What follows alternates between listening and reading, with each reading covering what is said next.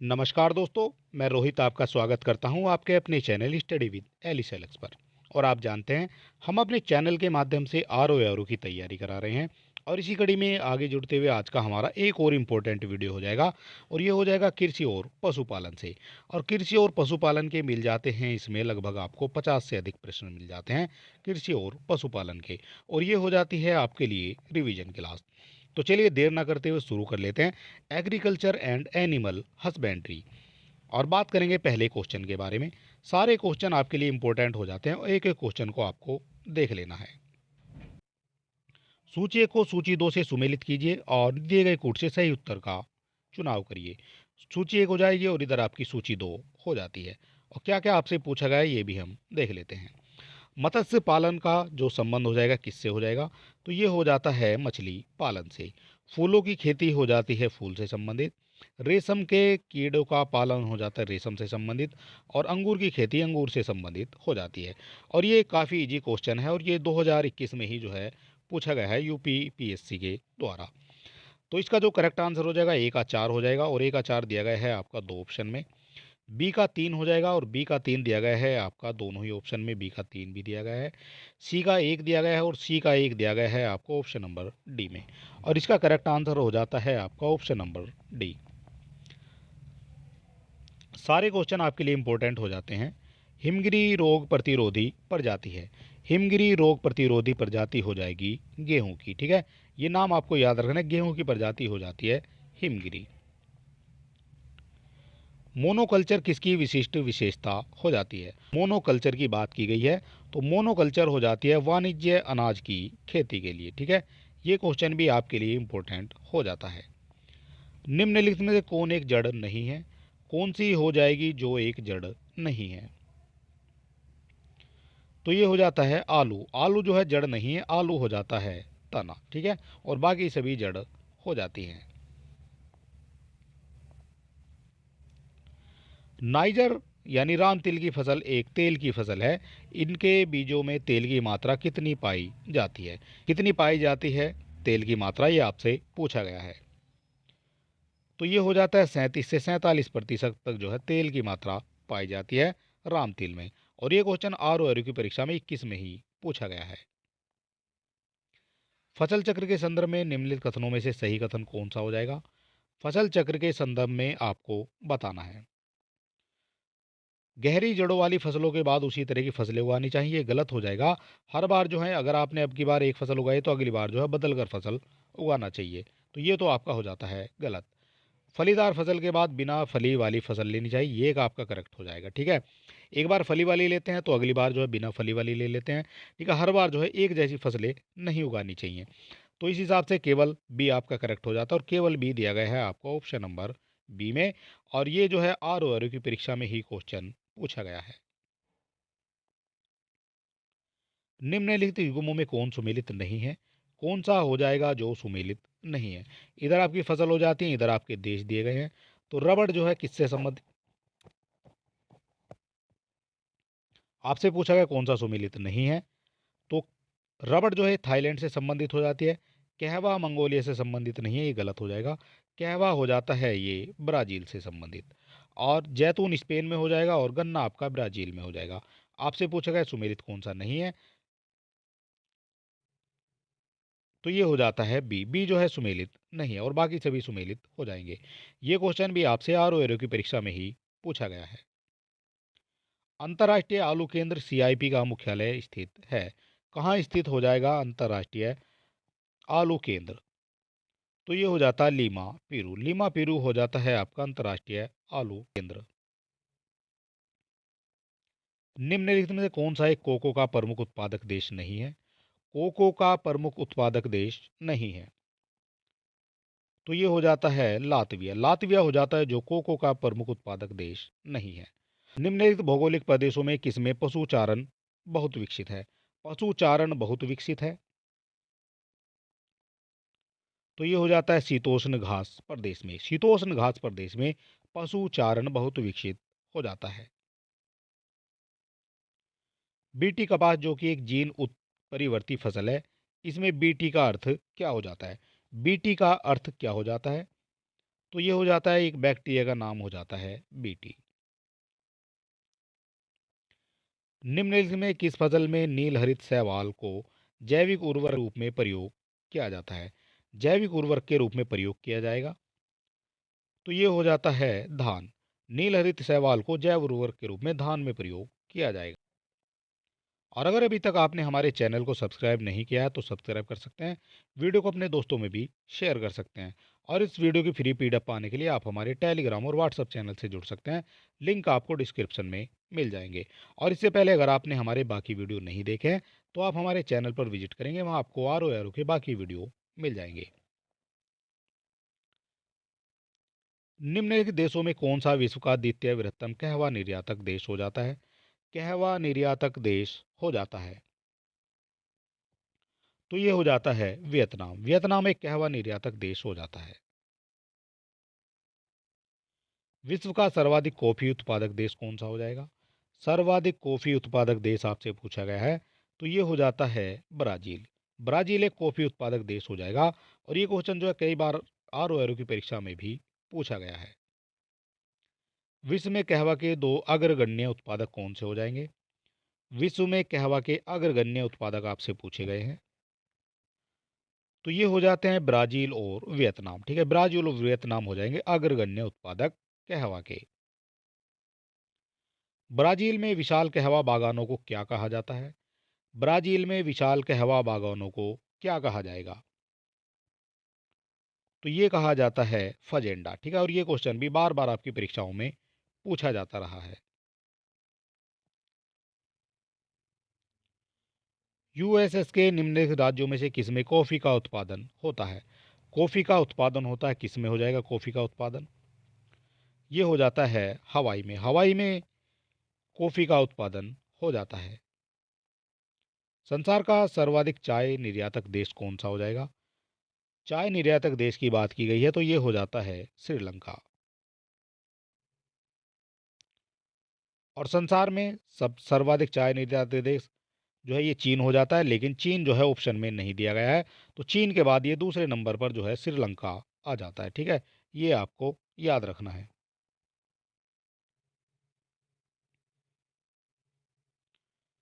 निम्नलिखित में कौन सी मिट्टी चाय बागानों के लिए उपयुक्त होती है? चाय बागानों के लिए मिट्टी उपयुक्त होती है, तो ये हो जाती है अम्लीय मिट्टी। अम्लीय मिट्टी होती है चाय बागानों के लिए उपयुक्त। खड़ी फसल की कटाई करने से पहले अगली फसल की बुआई करना क्या कहलाया जाएगा? तो ये कहलाया जाता है रिले खेती। ठीक है,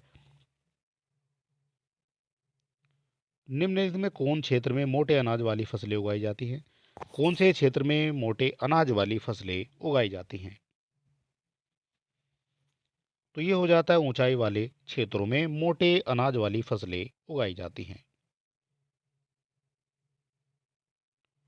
और इससे पहले अगर आपने हमारा लास्ट 12 महीने का करंट अफेयर नहीं देखा है तो आप हमारे चैनल पर विजिट करेंगे, वहाँ आपको मैराथन क्लास मिल जाएगी उत्तर प्रदेश करंट अफेयर के नाम से। निम्नलिखित में कौन सी फसल लवन सहिष्णु हो जाती है? लवन सहिष्णु हो जाती है आपकी चुकंदर की फसल। मूंगफली निम्नलिखित में से कहाँ की प्रमुख फसल हो जाएगी? मूंगफली हो जाती है गाम्बिया की। गाम्बिया की मूंगफली हो जाती है प्रमुख फसल। मूंगफली का मूल स्थान क्या हो जाएगा? मूंगफली का मूल स्थान हो जाता है ब्राजील। ठीक है, ये आपको याद रखना है। निम्नलिखित कथनों पर विचार कीजिए तथा कूट से सही उत्तर का भी चयन कीजिए।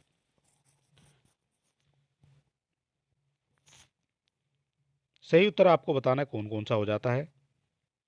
तो ये हो जाता है सबसे पहले क्यूबा को विश्व का चीनी का कटोरा कहा जाएगा, करेक्ट हो जाएगा। हांगकांग चीन का विशिष्ट प्रशासनिक प्रदेश है, तो ये भी आपका करेक्ट हो जाता है। और संसार में संयुक्त राज्य अमेरिका दूध का अग्रणी उत्पादक हो जाएगा, तो दूध का अग्रणी उत्पादक हो जाता है केवल भारत। ठीक है, ये आपका हो जाता है गलत। ऑस्ट्रेलिया एक संघीय राज्य है, ये भी करेक्ट हो जाएगा। तो इसमें से केवल आपका 3 गलत है और बाकी 1 2 4 आपके हो जाते हैं सही, और 1 2 4 दिए गए हैं आपके ऑप्शन नंबर डी में।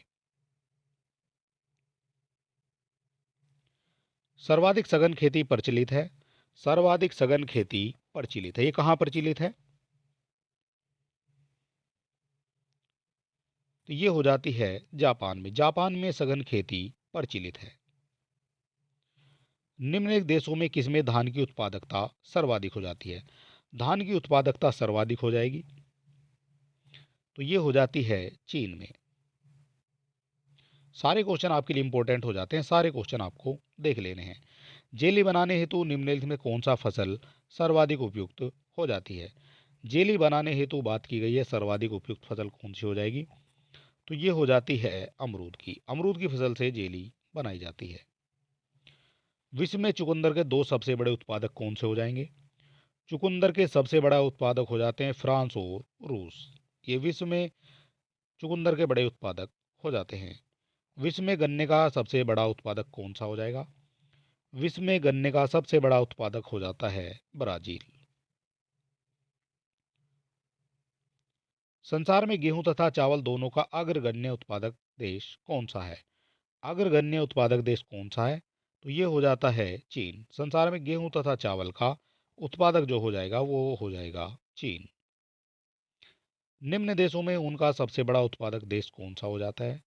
ऊन का सबसे बड़ा उत्पादक आपसे पूछा गया है, तो ये हो जाता है चीन। और ये क्वेश्चन जो है आपसे आर की परीक्षा में ही पूछा गया है। सूची को सूची दो से सुमेलित करना है और सही उत्तर का आपको चयन करना है। इधर आपकी फसल दिए गए हैं, इधर आपके प्रदेश दिए गए हैं। कौन सी फसल किस प्रदेश से संबंधित है ये आपको बताना है। रबर की बात करेंगे, रबर कहाँ से संबंधित हो जाएगी? तो रबर आपकी मलेशिया से संबंधित हो जाती है। कहवा की बात करेंगे, कहवा आपका कोलंबिया से संबंधित हो जाएगा। जैतून की बात करेंगे तो जैतून आपका हो जाता है इटली में।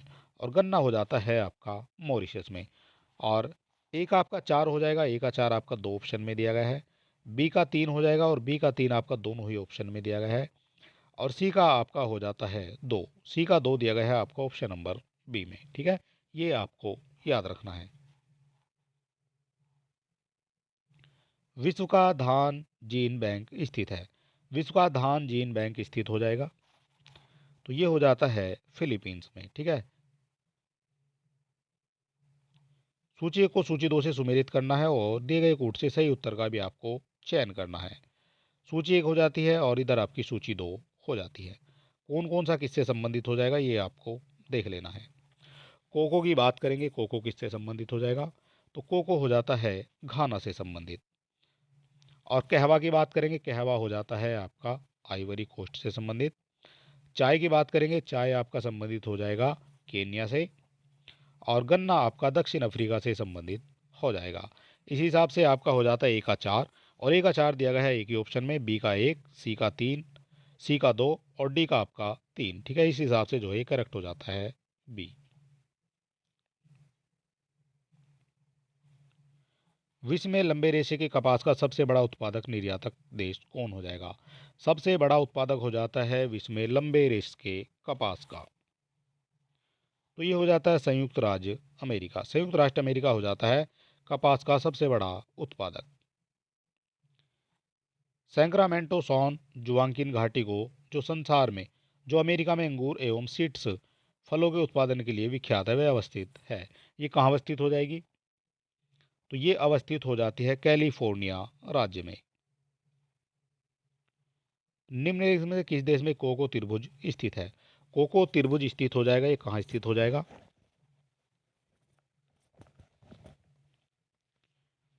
तो ये हो जाता है घाना में। घाना में स्थित हो जाता है कोको त्रिभुज। दक्षिण पूर्व एशिया में स्थित स्वर्णिम त्रिभुज विश्व में जाना जाता है। स्वर्णिम त्रिभुज की बात की गई है, तो ये जाना जाता है अफीम उत्पादन के लिए। ठीक है, स्वर्णिम चतुर्भुज अफीम उत्पादन के लिए जाना जाता है।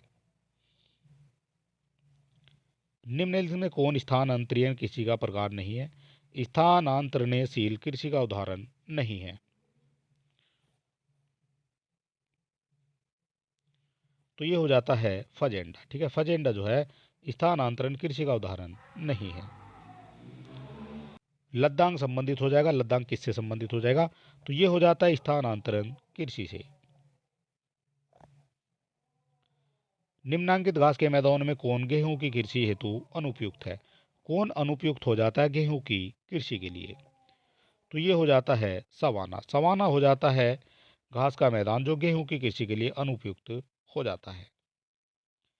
निम्नलिखित में कौन सा देश विश्व में दूध का सबसे बड़ा उत्पादक हो जाएगा? दूध का सबसे बड़ा उत्पादक हो जाता है भारत। चीन की कृषि खेती की अपेक्षा बागवानी है, यह सर्वोच्च उदाहरण है। ये सर्वोच्च उदाहरण है तो ये हो जाता है गहन आत्मनिर्भरता मूलक खेती का।